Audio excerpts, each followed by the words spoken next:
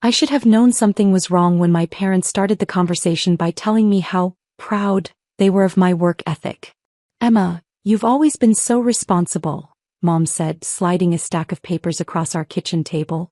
Your brother David really needs our help right now, and we know you'll understand. The papers were loan documents. Student loan documents with my name typed neatly in the borrower section. David sat next to them, scrolling through his phone like this conversation had nothing to do with him. Medical school is expensive, Dad explained, adjusting his reading glasses.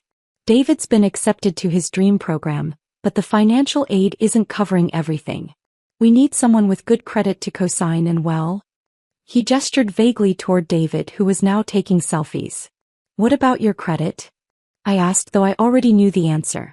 They'd refinanced the house twice to fund David's undergraduate degree, his gap year in Europe, and his failed attempt at a music career. Our debt-to-income ratio is a bit high right now, Mom said delicately. But you have that steady income from the restaurant and your credit score is excellent. I looked at the numbers on the loan documents. $47,000 per year. 4 years of medical school. Nearly $200,000 total. This is a lot of money, I said slowly. It's an investment, Dad said firmly. In your brother's future. In our family's future. Think about it, Dr. David Martinez. Doesn't that sound wonderful? David finally looked up from his phone. Yeah, thanks, Emma. You're the best sister ever. Then he went back to his screen.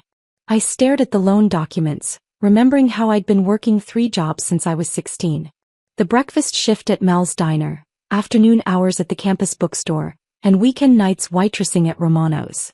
I'd been saving every tip, every extra dollar, hoping to maybe go back to school myself someday. What about my education? I asked quietly. Oh honey, Mom said, reaching over to pat my hand. You're doing so well already. You don't need a degree to be successful. Look how hard you work. Besides, someone in the family needs to be practical. That stung. I'd had a 3.8 GPA in high school. I'd gotten into 3 different universities. But when David decided he wanted to go to an expensive private school, suddenly there was no money left for my education. Community college is always an option, Dad added helpfully. Very affordable. Very practical. I looked around our kitchen, taking in the new granite countertops they'd installed last month for David's graduation party, the expensive espresso machine David had insisted he needed for studying, and the brand new BMW in the driveway that was his pre-med reward. Meanwhile, I was still driving the 2003 Honda Civic I'd bought with my waitressing money. Can I think about it? I asked. Of course, sweetheart, Mom said. But the deadline for accepting the loan is tomorrow, so don't think too long.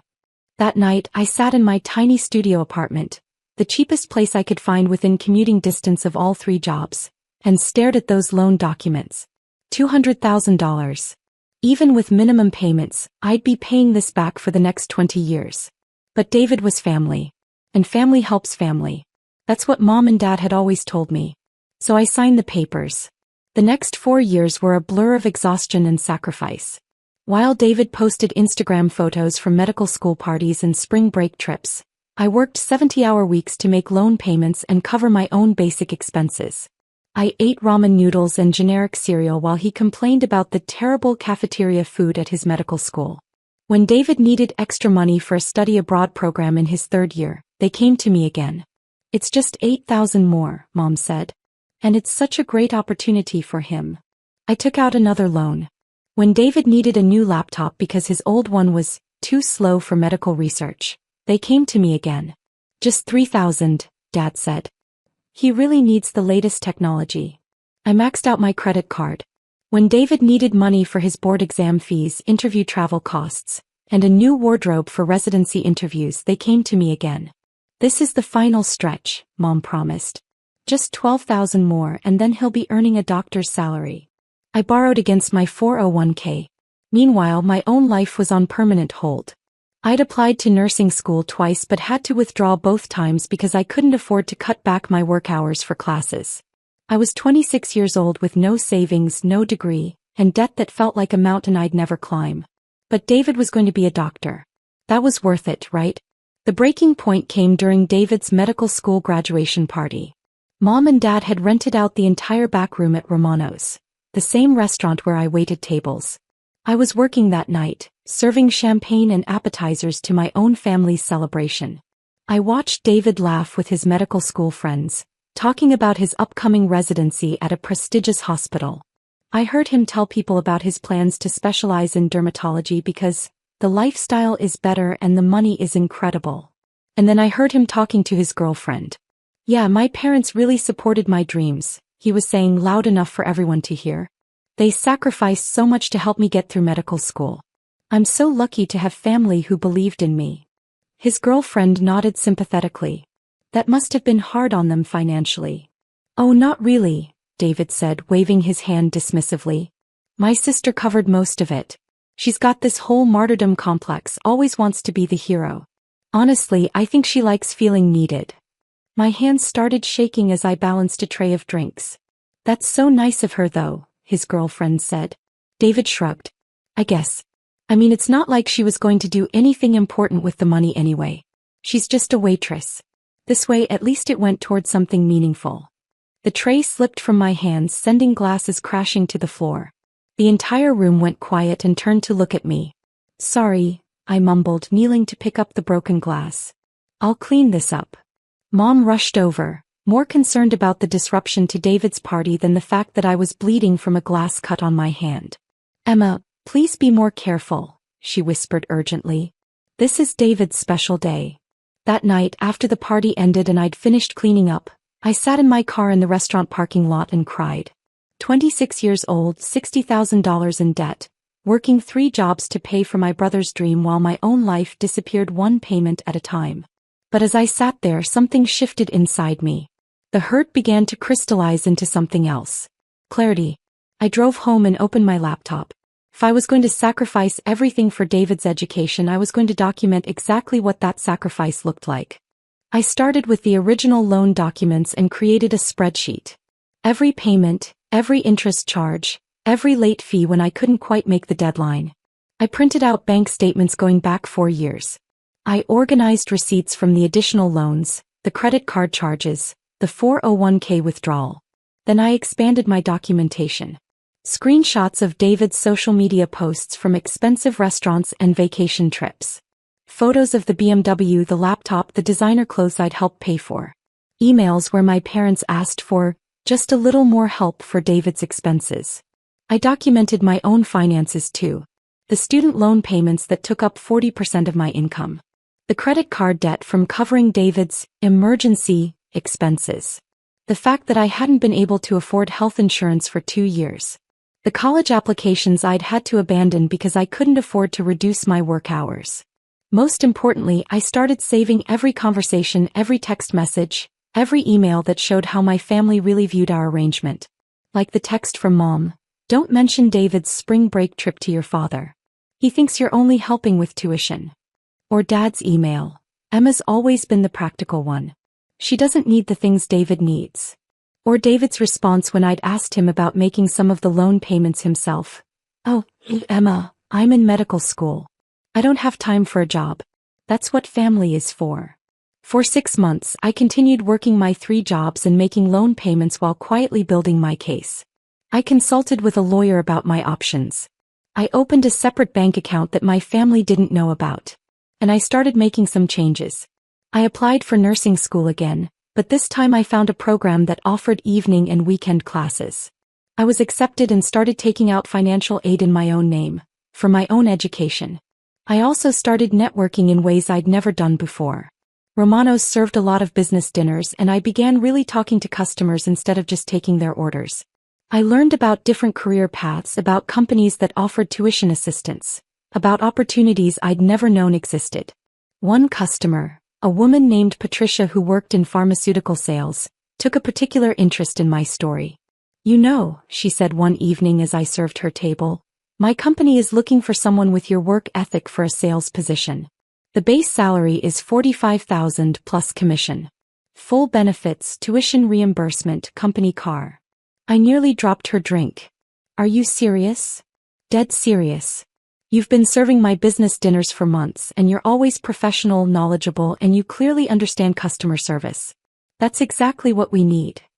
3 weeks later, I gave notice at all 3 of my jobs and started my new career in pharmaceutical sales. The company car alone saved me $300 a month. The health insurance was better than anything I'd ever had.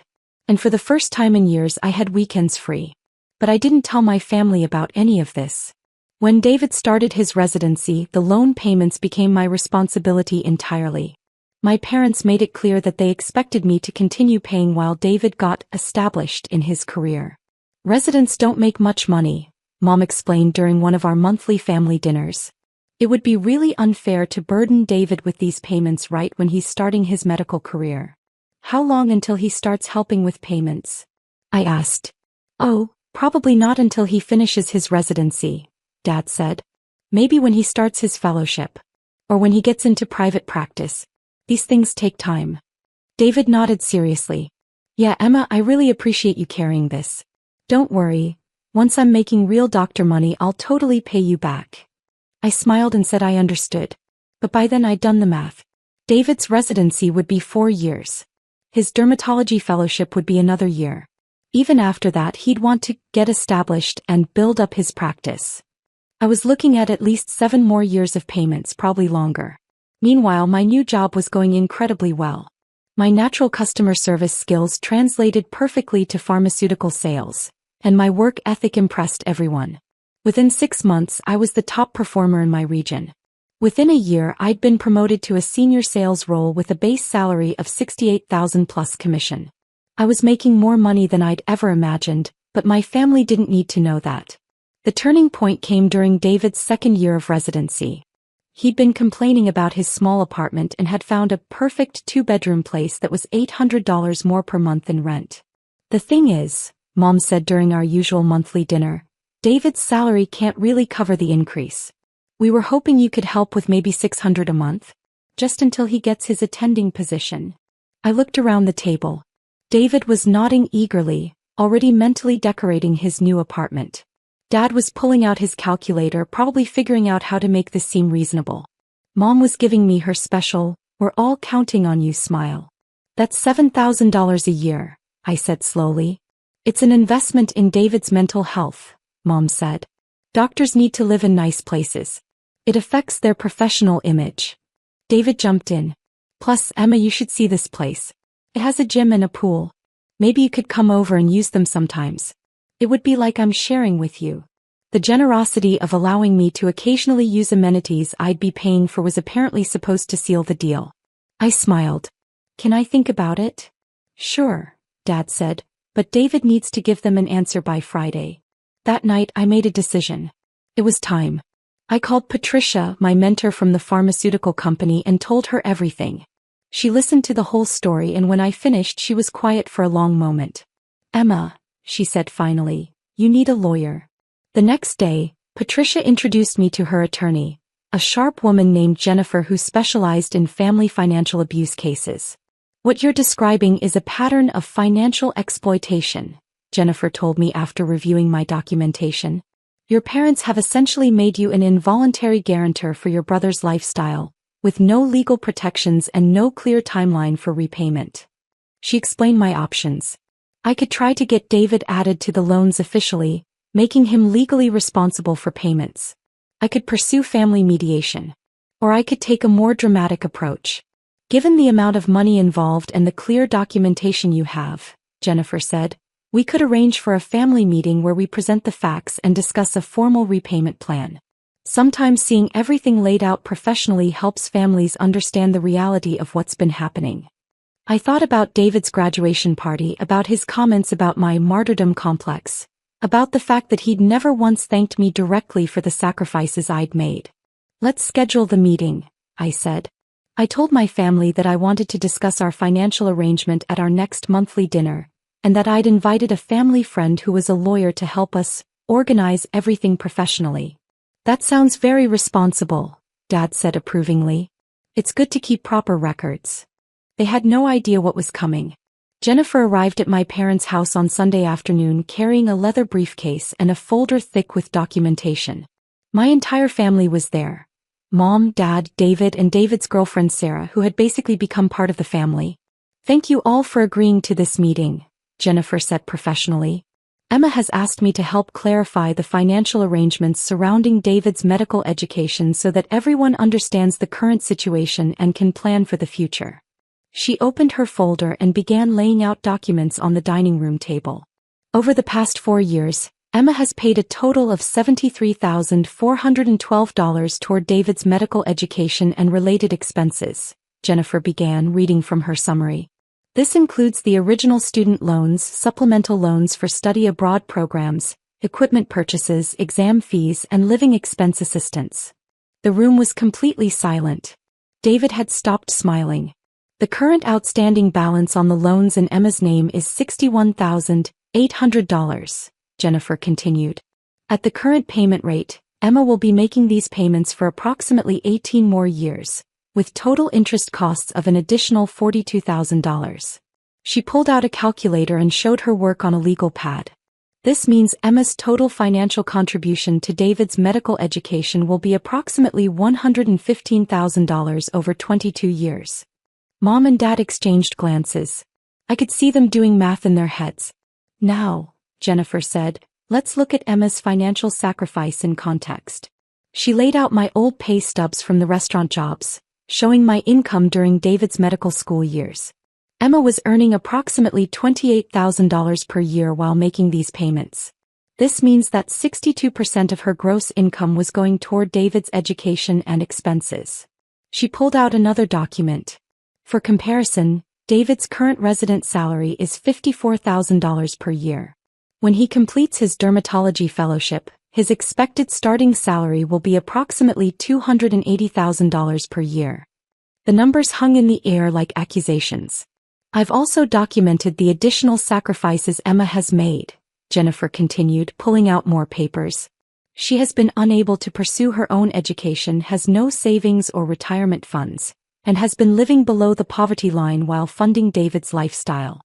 She showed them photos I'd taken of my studio apartment next to screenshots of David's social media posts from expensive restaurants and trips.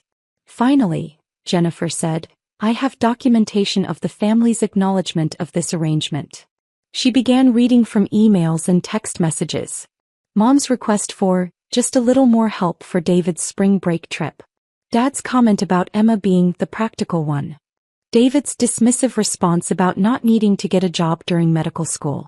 And then the piece de resistance. She played a recording I'd made on my phone during David's graduation party, where he clearly stated that I had a martyrdom complex and was just a waitress who wasn't going to do anything important with the money anyway. When the recording ended, you could have heard a pin drop. David's face had gone completely pale. Emma, I didn't mean. The purpose of this meeting, Jennifer interrupted smoothly, is to establish a formal repayment plan so that Emma can begin building her own financial future. She pulled out a proposed agreement she'd prepared. Given David's current and projected income, we're proposing that he take over all loan payments immediately, with a schedule to reimburse Emma for payments already made. The total repayment amount would be $73,412, plus reasonable interest.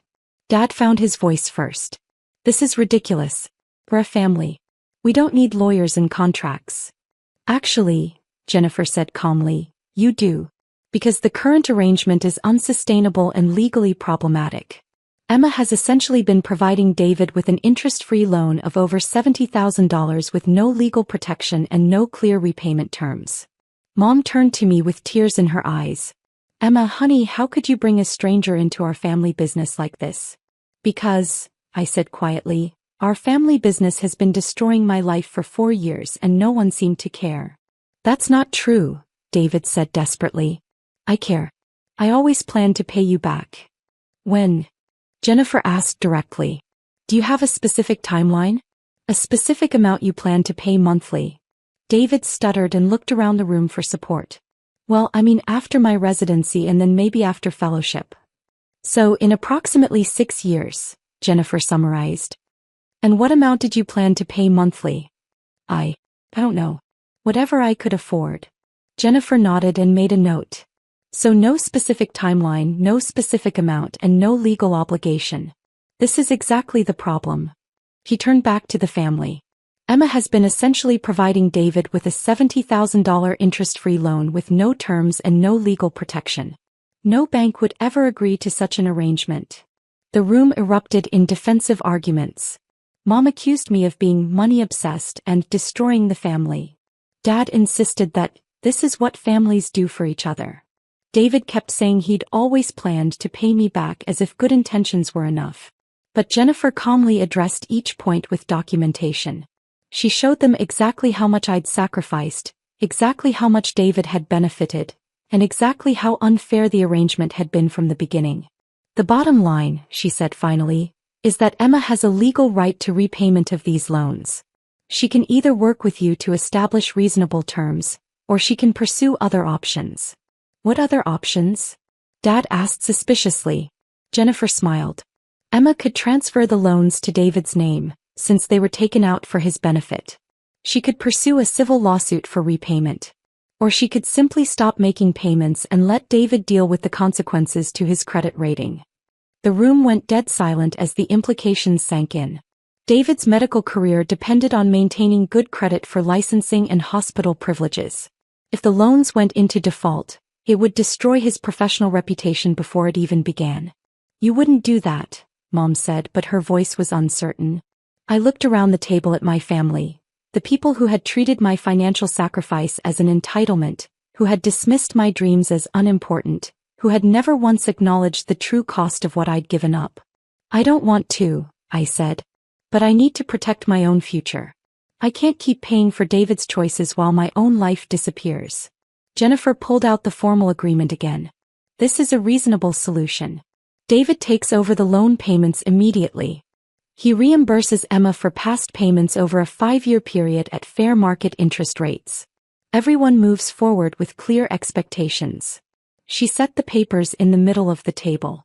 I'll give you 1 week to decide, I said, standing up. Either David signs this agreement, or I stop making loan payments and you can figure out alternative arrangements. I walked toward the door, then turned back. Oh, and there's one more thing you should know, I said. I'm not a waitress anymore. I haven't been for over a year. I'm a pharmaceutical sales rep making $87,000 a year, plus commission. Last month alone, I made more than David makes in 3 months of his residency. I paused to let that sink in. I've also been accepted to nursing school and will graduate with my BSN in 18 months. My company is paying for the entire program. The look of shock on their faces was almost worth 4 years of sacrifice. The difference between David and me, I continued, is that I didn't need anyone else to sacrifice their future for my success. I did it myself. Jennifer packed up her briefcase with professional efficiency. You have my contact information, she told the room. Please let me know your decision by next Sunday. We left them sitting around the dining room table in stunned silence. 6 days later, David called me. Emma, he said, and his voice was different. Smaller. I signed the agreement. Jennifer has all the paperwork. Good, I said. I also want you to know. I'm getting a part-time job. At a medical clinic. To help with the payments. This was something David had never considered before. Working while in residency was difficult but not impossible. I never realized, he continued quietly. I never understood how much you gave up. Sarah helped me do the math and, Emma, you basically lived in poverty so I could go to medical school. I was quiet, letting him process. I'm sorry, he said. I'm really, really sorry. And I'm going to make this right. Thank you, I said. That means a lot. We talked for a few more minutes, and for the first time in years, it felt like I was talking to my brother instead of a financial obligation. Mom and Dad took longer to come around. They were hurt that I'd ambushed them with lawyers and documentation. They felt betrayed that I'd been keeping secrets about my career success. But they also couldn't argue with the numbers. When Jennifer laid out exactly how much I'd sacrificed and exactly how little they'd appreciated it, the reality was undeniable. The formal loan transfer took 3 months to complete.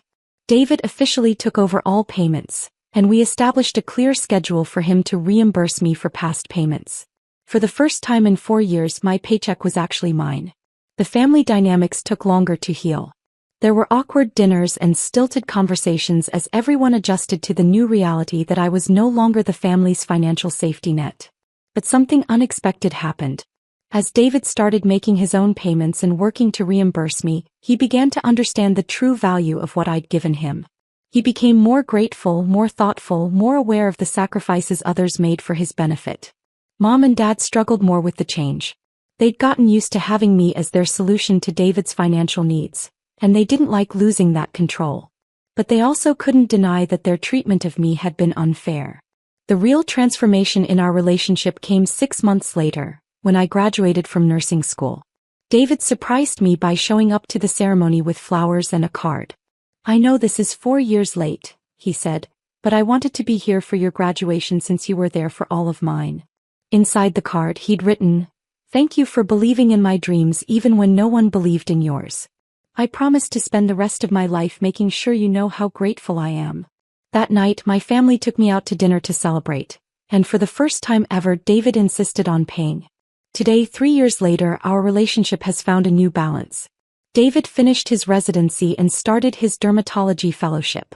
He's been making his loan payments faithfully and has already reimbursed me for about half of my original contributions. More importantly, he's become an advocate for my success instead of a drain on my resources. When I decided to pursue my nurse practitioner degree, David was the first to offer encouragement and support. Mom and Dad have slowly learned to see me as more than just the practical daughter who solves everyone else's problems. They've started asking about my career, my goals, my happiness, not just my ability to help with family financial crises. I'm thriving. I finished my nursing degree with honors while continuing to excel in pharmaceutical sales. I've been promoted twice and now manage a team of 12 sales reps across 3 states. I bought my own house last year. A real house with a yard and a mortgage, not a tiny studio apartment. Most importantly, I learned to value my own dreams as much as I'd valued everyone else's. I learned that saying no to exploitation isn't selfish, it's necessary. And I learned that real family supports each other's success instead of demanding that one person sacrifice everything for everyone else's benefit. The student loans that once felt like chains around my ankles became the catalyst for the most important lesson of my life. My financial well-being, my education, and my future matter just as much as anyone else's. And no one gets to convince me otherwise ever again.